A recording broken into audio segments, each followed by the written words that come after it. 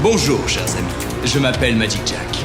Ensemble, nous allons explorer des domaines aussi vastes qu'intrigants, parler de sujets aussi sulfureux que corrosifs, aborder des thèmes qui divisent, mais aussi qui rapprochent, avec toujours cette même volonté d'apprendre, de découvrir, de partager et d'évoluer. Bienvenue dans la Minute Sapiens.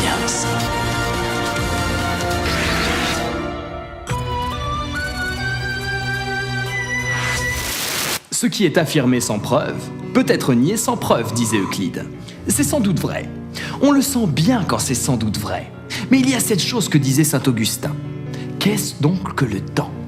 Et si personne ne me le demande, je le sais. Mais si on me le demande et que je veuille l'expliquer, je ne le sais plus. Et s'il en allait de même avec la preuve ? Si je voulais prouver ici que la Terre est ronde, je trouverais des gens pour n'être convaincus par aucun des arguments que je voudrais appeler preuves. Ces gens, vous pouvez les croiser en quelques clics, ainsi que d'autres qui croient que le Moyen-Âge n'a pas eu lieu, ou que la science a trouvé un lien de causalité entre la vaccination et l'autisme. C'est humain. À certaines personnes, dans certains contextes, on ne peut rien prouver. Tenez-vous par exemple, si je vous dis que vous n'êtes en réalité qu'un cerveau dans un bocal. Branchez un super ordinateur, vous recevez tous les influx nerveux qui vous donnent vos sensations. Vous pouvez imaginer n'importe quelle expérience. Les résultats seront toujours compatibles avec l'hypothèse du bocal, puisque l'ordinateur est expressément conçu pour vous donner l'illusion d'être dans un monde réel. L'hypothèse est cohérente, conforme aux faits. Vous n'avez objectivement aucun moyen de l'évacuer, juste parce qu'elle est bizarre.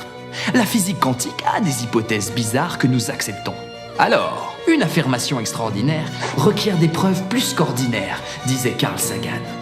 Le but n'est pas de vous prouver que vous êtes une cervelle qui baigne dans son jus, mais de convenir avec vous que vous n'avez pas la preuve du contraire. Et rien que ça, c'est déjà difficile à avaler.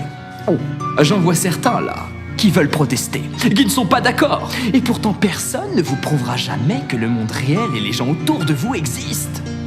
Cette existence, vous l'acceptez comme un axiome, une donnée initiale, admise pour vraie, mais jamais démontrée. Et c'est raisonnable. Je vous déconseille de douter trop sérieusement de la réalité du monde. Mais peut-être faut-il se montrer prudent quand on exige des preuves. En science, par exemple, on aurait tort de penser qu'une preuve sert à prouver quelque chose. Eh bien oui, on parle de preuves scientifiques quand on réussit à éliminer toutes les explications alternatives. Une preuve, c'est ce qui réfute ce qu'on croyait savoir ou qu'on pouvait supposer. L'explication qui survit, c'est celle contre laquelle on n'a pas trouvé de preuve. Ça implique que l'explication en question n'est pas forcément parfaite. Mais ça, vous le saviez déjà. On en a parlé au sujet de la vérité.